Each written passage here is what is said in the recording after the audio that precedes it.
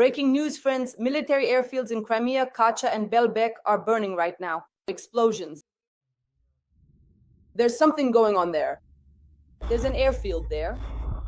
Damn. I almost lost my mind. Most of the tactical aviation has been put out of action. That's what the public channels are reporting. Something's burning in the center. We're preparing for the deoccupation of the peninsula. That's what Sky News writes. That's the goal of the military operations. Drones attacked the Azot plant in Perm and the Orsknefteorgsintez plant in the Orenburg region of Russia. Ukraine may be supplied with long-range Tomahawk and Barracuda missiles. And with their help, not only frontline targets are now under threat, but also key military objectives deep inside Russia. Moscow, St. Petersburg, get ready. Truly large-scale blackouts, fuel shortages, and a harsh winter await the racists. The cockles have struck. There's no electricity here at all. At the same time, the attacked refineries have already put more than 40% of Russia's oil refining capacity out of commission, with losses estimated at $100 billion. Yeah, fucking oil depot, damn it! Russia is essentially experiencing an energy and fuel crisis. Let's discuss the details with the well-known military analyst, Roman Svetan. Roman Grigorievich, welcome. Thank you. I wish everyone good health. Roman Grigorievich, let's start with the occupied Crimea. So first of all, there is information from Sky News that the armed forces of Ukraine are preparing brilliant special operations under the occupation of the peninsula. This article came out today. I read it. And right away, military airfields in Crimea are burning, Kacha and Belbek. They report strikes, saying both the long-range Neptune and drones are being used. What do you think? Regarding the deoccupation of Crimea, we've been saying for several years that the most optimal option for us is to begin the deoccupation of our territory precisely with Crimea. Crimea is an operational geographic cauldron squeezed between two seas, the Azov and the Black Sea. The entry and exit are under our control. If the Kerch Bridge is destroyed, then basically the only way to get into Crimea would be either by sea, which is very problematic, or via land crossings that are completely under our control, because the range there is about 100 kilometers and we can reach it from both sides. We have the means to reach it. In other words, Crimea itself is practically begging to be deoccupied, and what's most interesting is that this could happen without ground operations, without land or sea operations, meaning no amphibious assault, no losses. We can deoccupy it by destroying or driving out, pushing out the Russian troops. That is what deoccupation means. Long-range strike weapons are the consequence, but they need to be available in sufficient quantity. The main component is aviation, which in this millennium is used to carry out combat missions. It is precisely this that will allow us to drive out the Russian troops, to destroy them depending on their willingness to die. Let's put it that way. It's not for nothing that we've been telling the Russians for several years now that they need to learn how to leave Crimea using the crawl, breaststroke, or even dog paddle. How long has it been now? We've been talking about this with you for about 3 years. Well, it's definitely the 4th year now. So now we have this opportunity and the actions of our special services to destroy the enemy's air defense systems. This is what shows that preparations are underway for a serious attack on Crimea. And it's pretty much like this. Without geopolitics or politics, it's purely a technical matter. Just like how Mossad, or rather the Israeli IDF, struck Iran. Again, I repeat, without geopolitics, it's purely a technical mechanism. They took out the Iranian air defense, and after that, from 1,000 kilometers away, well, for us, it's only 300, they had to refuel their aircraft, but we don't need to refuel. They entered Iranian territory just like we can enter the airspace with our aircraft, the airspace over Crimea, and then use free-falling high-precision aerial bombs and accurately guided missiles to take out targets. Ground targets, just as was done, for example, to Iranian military sites after achieving air superiority 1,000 kilometers away from your bases and airfields. So it's essentially a one-to-one operation. There's no need to invent anything new. Everything was already thought up 100 years ago at the dawn of aviation. This is the kind of mechanism that could be used in the event of the occupation of Crimea. The Iranians, after all, are primarily a land-based country, and therefore there is no shared border with Israel, so there was no ground operation. And in principle, it wasn't necessary. We have the same situation, but for us, it's much simpler. The Russians will have to flee because Crimea, I repeat once again, is an operational geographic cauldron. They will have to run from there or simply perish. Everything will depend on the amount of strike assets available. Today, strikes were carried out on Belbek and Kacha, which are western airfields. The Russians have 5 such airfields that they use in Crimea. 5. 2 of them have already been hit more than once. Why? Because it is these airfields that the Russians use to deploy their surface-to-air missile systems and radar units of the radio-technical troops. In other words, the eyes of the Russian air defense begin here. The first eye, roughly speaking, is Kacha. The last eye is the Kerch Bridge, so if you stretch it out, that's roughly how it looks. That's why the strikes on Kacha, on Belbek, and on the series of nearby airfields are the beginning of achieving air superiority, which will now be carried out by our special services, special operations forces, unmanned systems forces, in other words, the defense forces of Ukraine. When the actual air attack on Crimea happens, it will have to involve missiles, specifically fairly maneuverable missiles. They won't work very well for us, and not just the long-range ones. The Neptune has a range of 280 kilometers. It can reach at least the middle of Crimea, and depending on the launch point, almost as far as Kerch. This is the so-called basic Neptune, which we have in sufficient quantity, coastal missile system. This is our missile, which has been in service for more than a year, since 2018, and is carrying out combat missions. The long-range Neptune is possible, meaning with a slightly greater range, it could reach up to 1,000 kilometers into the Caucasus. That's if we target that direction. Aviation components. We already have a 2nd brigade receiving F-16S. 2 brigades of F-16S are enough to carry out a military operation, an air operation that is using aerial strike assets, missile and bomb attacks, without ground or naval operations. So let's wait. That is when the aircraft arrive along with the aircraft. It's a platform. We need a sufficient amount of weaponry to carry out such an attack, because as soon as we're ready, the main thing is that the Russians are ready. I'll say it again, freestyle, breaststroke, even dog pedal. Roman Grigorievich, for some reason, Sky News wrote that before winter, Ukraine might launch a large-scale attack on Crimea. This could be, quote, either a naval landing by Ukrainian forces or a massive attack on the Kerch Bridge. What do you think? Well, I would argue about the naval part. Why? A naval landing is possible in 3 locations, realistically, in order to accomplish a specific task, and based on the capabilities we have. It's not Crimea. It's the it's the Kinburn Spit, the Tendrov Spit, and Skadovsk, the port of Skadovsk. But these are still the shores of southern Black Sea Ukraine. In other words, it's the mainland coast, basically the left bank of the Dnipro.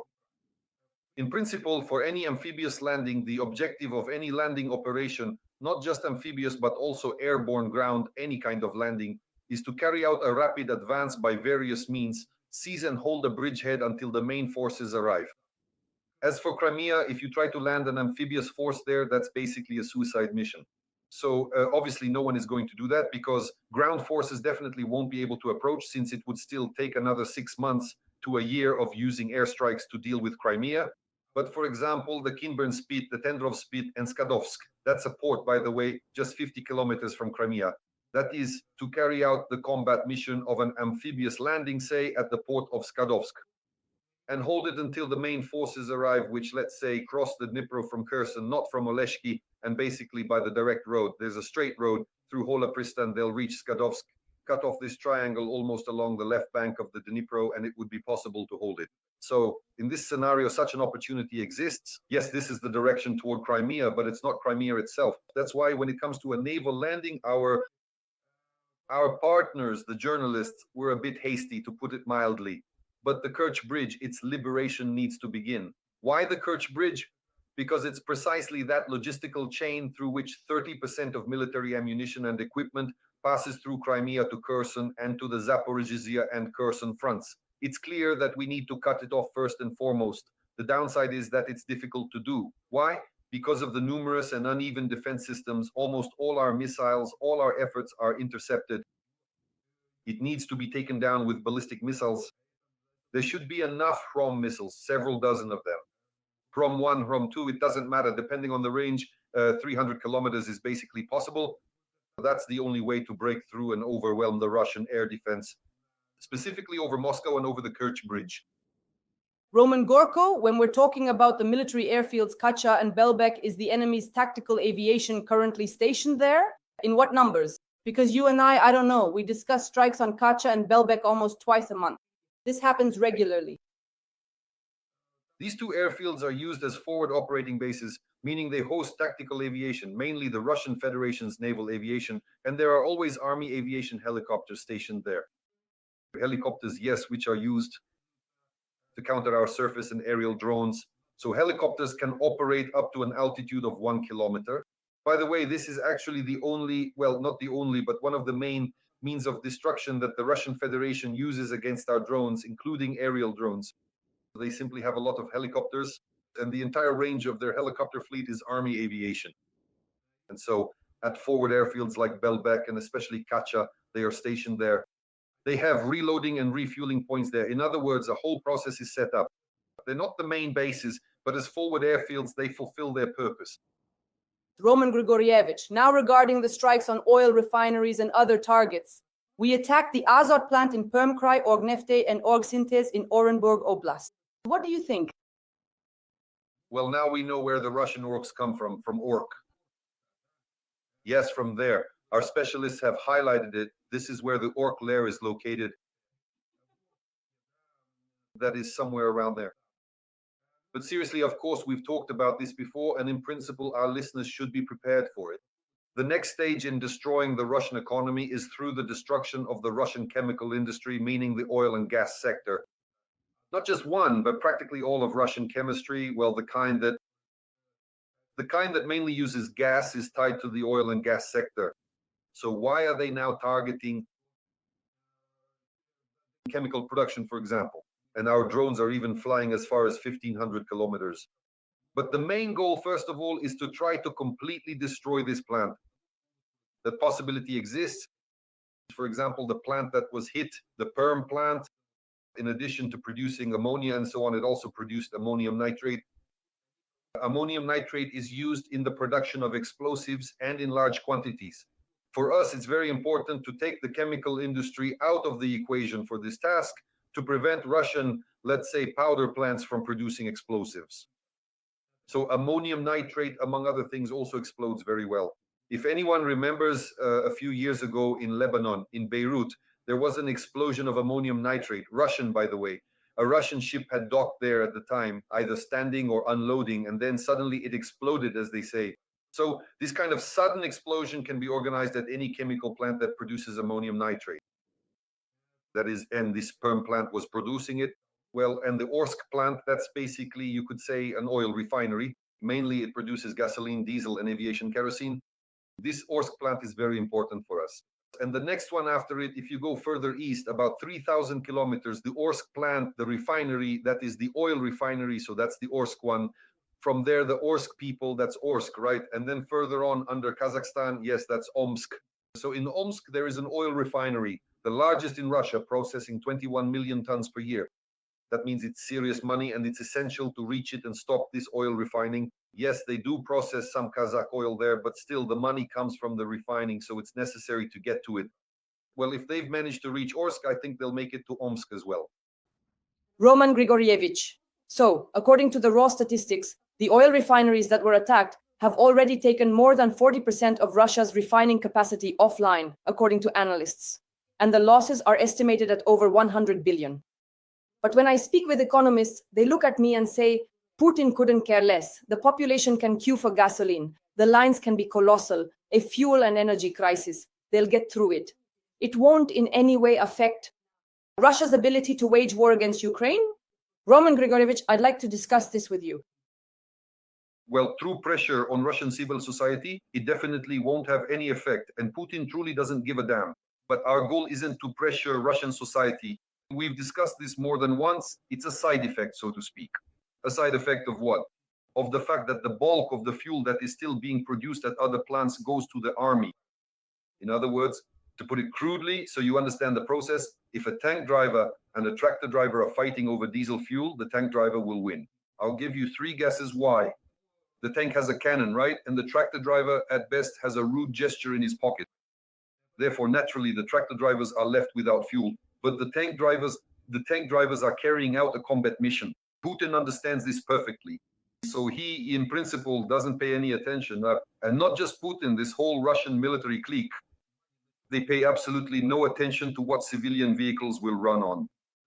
It's a significant side effect. It's essentially turning a gas station into a large parking lot, right? And that's precisely it, into an impound lot, effectively, meaning all the civilian cars will stop, but that won't affect the military at all. To truly impact the fuel supply to the army, you need to completely destroy not just 40%, but the entire oil refining industry of Russia. Plus, you absolutely have to destroy the flow of foreign currency. And that's why we're hitting the chemical industry next. The next, as we discussed, expect further strikes on the chemical industry. And there they are, the strikes on the chemical industry. Let's make a prediction. The next strikes will be on metallurgy and on Russia's energy sector, because the next stage is precisely the destruction of metallurgy, which provides a significant amount of funds to the Russian treasury. And of course, the energy sector that powers the military-industrial complex of the Russian Federation. Those strikes are a certainty, 100%. That's the third stage. So to prevent the Russian army from being able to refuel, you have to take down the entire oil and gas industry of Russia. Plus, you have to take down the flow of that currency, petrodollars included, so that they can't buy it like they're doing now. They've already started buying diesel and gasoline from abroad, so to speak, from the Chinese. They're trying to buy from the Indians fuel that's been refined from someone else's oil. In other words, to bring it back in. So, and you have to completely, in order to stop the Russian army, you have to completely zero out the Russian economy. So there's no money to buy even this gasoline and diesel. After that, they'll switch, as we've already discussed, to donkeys who are now bleating and braying, but don't want to go to war. The asses go, but the donkeys don't. By asses, I mean these Russian federalists, but the donkeys are done for. Right now, a donkey costs more than a motorcycle.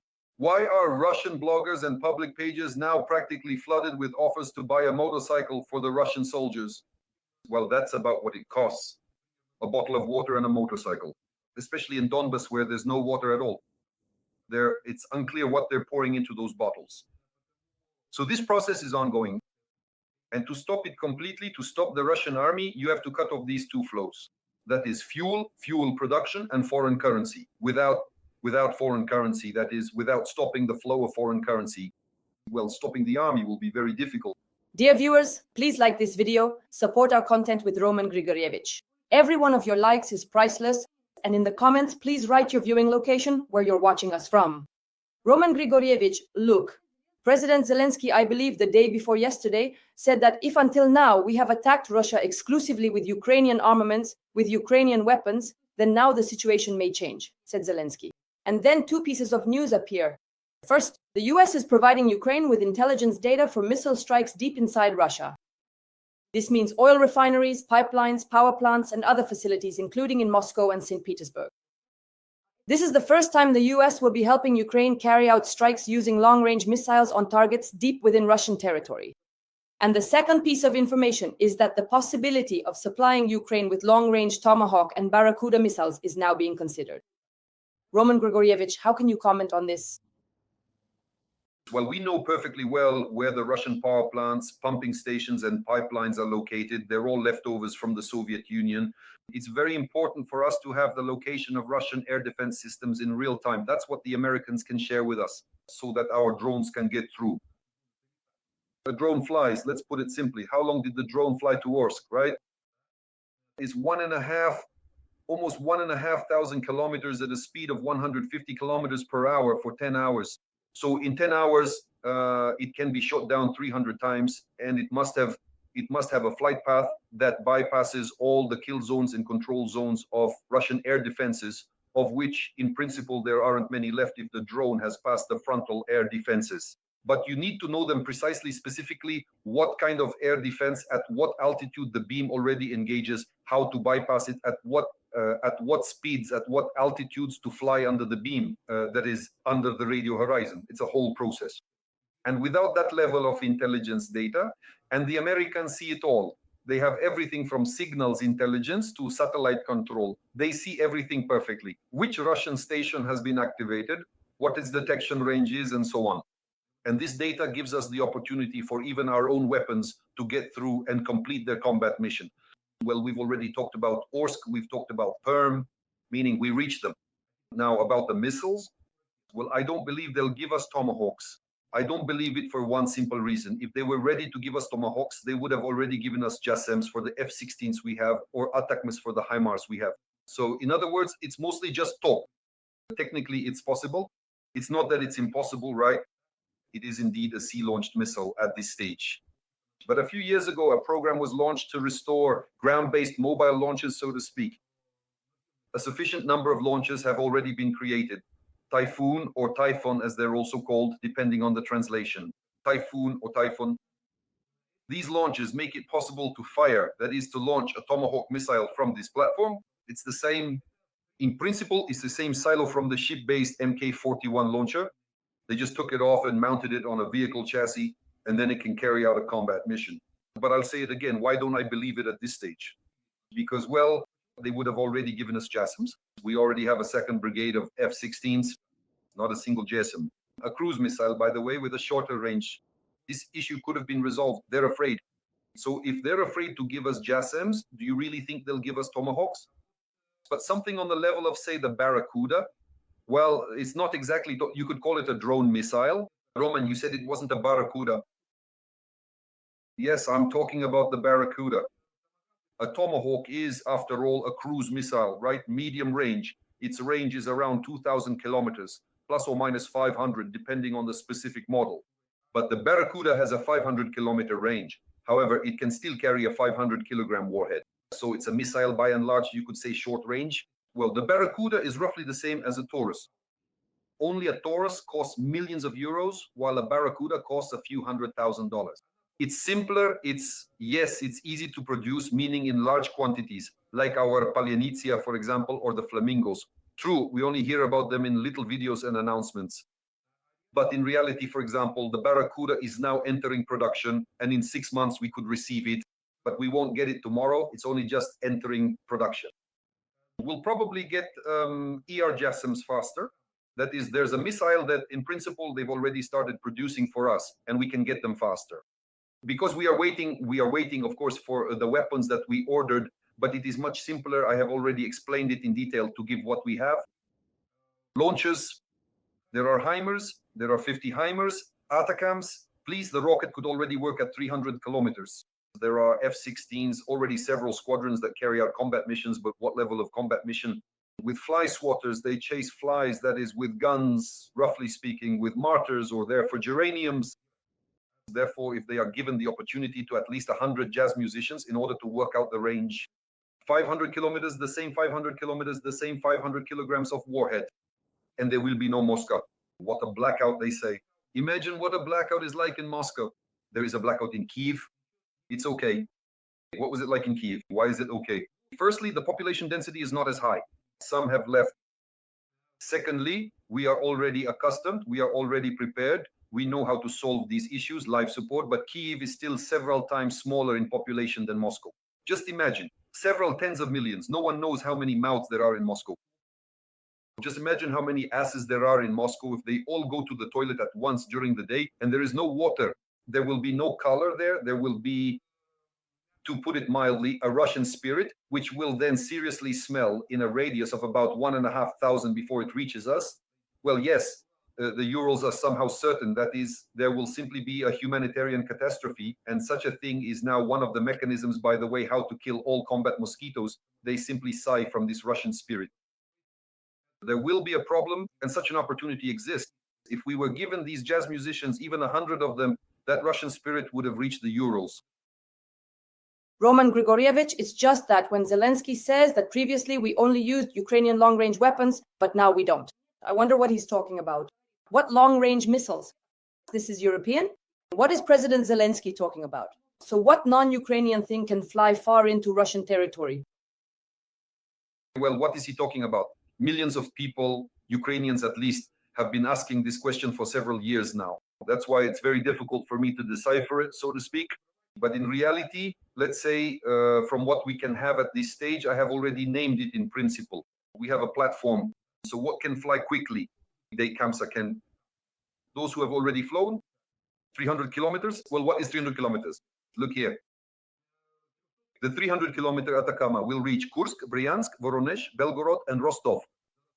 These are 5 regional cities along the cross-border, that is transfrontal cross-border cities. This is not to mention Crimea and Russian cities. So only ATACMS can reach that far. If we get PRSMs, by the way, the Americans are now switching to PRSMs. It's the same launcher for HIMARS, but it holds 2 missiles, not one ATACMS. There are 2 PRSM missiles in the block. It has a 500-kilometer range. It can reach Moscow. So how do you create a blackout in Moscow? It's very simple. About 100 PRSMs, and there will definitely be a blackout. And that's not even mentioning JASMs, or rather, excuse me, yes, JASMs, which could be dropped from the same F-16s. So that's what could, of course, really help us, not to mention Scalps, Storm Shadows, or, for example, Tauruses. But there's a lot to say about Tauruses. The issue now is, well, for example, none of our current aircraft can carry Tauruses, and F-16s can't either. The Gripen can carry them. That's why I don't rule out the possibility that incoming Gripens, even a couple of aircraft, well, they usually transfer a flight of 4 aircraft, could mean we get Tauruses. That's also the same 500 kilometers, in other words, Moscow again. So we wait, and maybe then we'll understand what our great leaders are talking about. As you always say, hello, Moscow bathhouses. Roman Grigorievich, absolutely. All right, let's talk about the drones over the European Union and NATO countries. So 15 drones were detected for the first time at night in Belgium over a military base. The airports were shut down. Then drones appeared in Munich. Everyone was shocked. Civil aviation, the airports temporarily suspended their operations. The cover plan was activated. Next at Valdai, Putin is asked, well, as they say, Vladimir Vladimirovich, how many drones are you going to launch? He says, there will be many, but you understand it's not us. It's just some guys having fun.